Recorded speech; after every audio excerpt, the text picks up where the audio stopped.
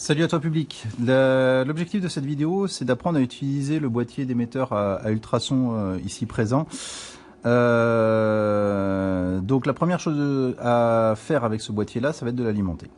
Alors pour l'alimenter, il y a deux bornes ici, la masse 0 volts et la borne 12 volts.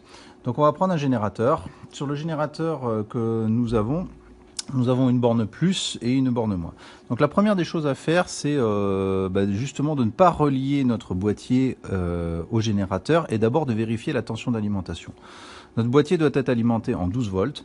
Donc je branche en dérivation sur ce boîtier un voltmètre.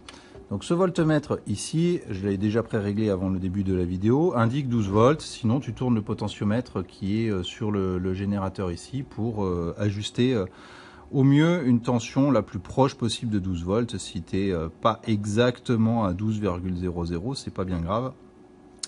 Voilà, je vais me mettre à 12,1 volts. Le tout, c'est de ne pas trop dépasser cette valeur de tension. Ensuite, on va relier notre générateur d'ultrasons à ce générateur de tension continue. La borne plus, je la branche sur la borne 12 volts. Ici, donc je vais prendre le boîtier ultrason, je le branche sur la borne 12 volts et la borne négative de mon générateur, la masse de mon générateur, je la branche à la masse de mon générateur d'ultrason. Voilà, donc là notre générateur d'ultrason est alimenté. Alors, afin de pouvoir mieux appréhender les différentes fonctions de ce boîtier, j'ai déjà installé un oscilloscope afin de pouvoir visualiser les différentes fonctions qui peuvent être générées par ce petit émetteur. Alors déjà, deux modes de fonctionnement. Le premier, c'est mode salve et le deuxième, c'est mode continu. Alors des salves, c'est quoi? Il va envoyer des ultrasons dont la fréquence est de 40 kHz, puis rien du tout. Il va envoyer des ultrasons, puis plus rien du tout, alternativement. Donc comment est-ce que ça se visualise ces salves à l'écran? On peut les voir lors de l'émission, c'est-à-dire lorsque le boîtier ici émet une salve, on peut le visualiser grâce aux deux bornes qui sont ici, masse et test. Donc évidemment, je vais relier la masse de mon oscilloscope à la masse de ce boîtier-là. Alors par convention, j'ai pris un fil noir, c'est histoire de mieux se repérer et de ne pas faire d'erreur de branchement. Voilà, je vais brancher maintenant le fil rouge ici sur le test. Voilà, et je visualise à l'écran les salves envoyées par notre générateur d'ultrasons. Donc là, on voit que pendant cette durée ici, il n'émet rien et que pendant cette durée-là, il émet un signal.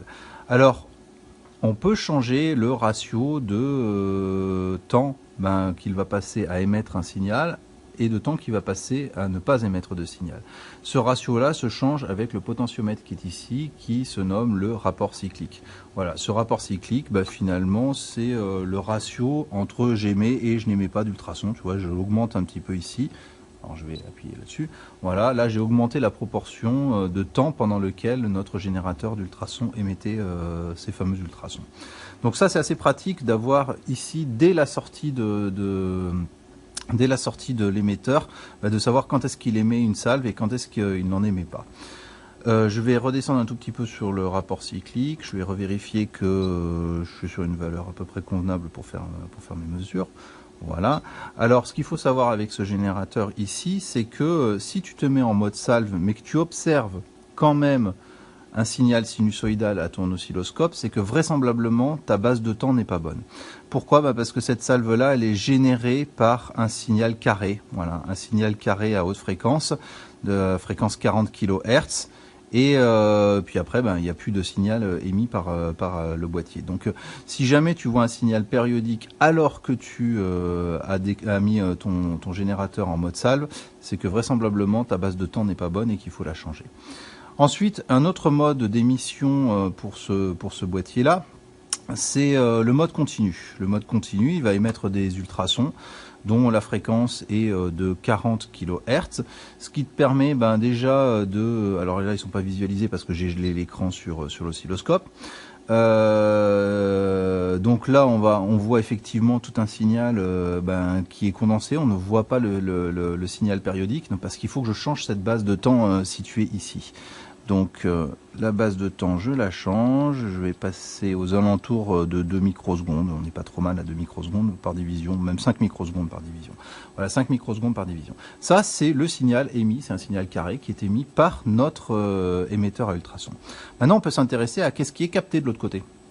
Donc là, il l'émet en continu. Ce qui est capté de l'autre côté, on va pouvoir le voir avec le récepteur qui est ici et que j'ai branché sur le canal numéro 2.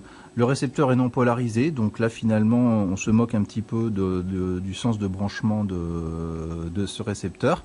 J'affiche maintenant notre canal 2 à l'écran et on voit l'observation, on a une belle sinusoïde qui correspond au signal récupéré par ce capteur numéro 2. Donc là, finalement, c'est une manip qui n'a pas beaucoup d'intérêt, parce qu'on ne va pas en déduire des informations qui sont franchement intéressantes, mis à part peut-être la détermination de la longueur d'onde si on avait placé un deuxième récepteur. Ceci dit, je peux te montrer par exemple qu'en mode salve, donc là je repasse en mode salve sur mon boîtier, il faut que je rechange de nouveau la base de temps, donc je vais rechanger la base de temps, je vais l'augmenter, on va passer aux alentours de 1 milliseconde par division. Je vais geler maintenant l'affichage.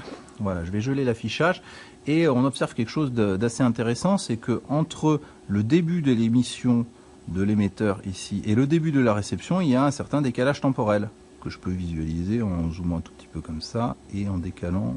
Voilà, en décalant les deux courbes. Il y a un décalage temporel qui correspond à un certain temps de retard, parce que l'onde ultrasonore en partant de l'émetteur, elle a mis un certain temps avant d'arriver au niveau du récepteur. Et cet écart temporel, il est visualisable ici, entre cette date ici, je vais essayer d'ajuster bien sur le début de... Voilà, on est presque à une division d'écart. Voilà, on est presque à une division d'écart pour 500 microsecondes par division. Donc là, on a 500 microsecondes d'écart entre l'émission et la réception du signal, ce qui nous permettrait de déterminer par exemple la vitesse de propagation de cette onde ultrasonore, puisqu'on a la durée de parcours, on peut facilement avec une règle mesurer la distance qu'il y a entre les deux, donc au final déterminer la vitesse des ondes ultrasonores. Voilà pour l'utilisation de cet émetteur. Je n'ai pas parlé des salves lentes, qui est beaucoup plus rarement utilisé. Ce sont des impulsions entre les salves avec un délai beaucoup plus important. Voilà, écoute, j'espère que ça t'aura permis de mieux appréhender l'utilisation de ce petit boîtier et je te dis à bientôt dans une prochaine vidéo.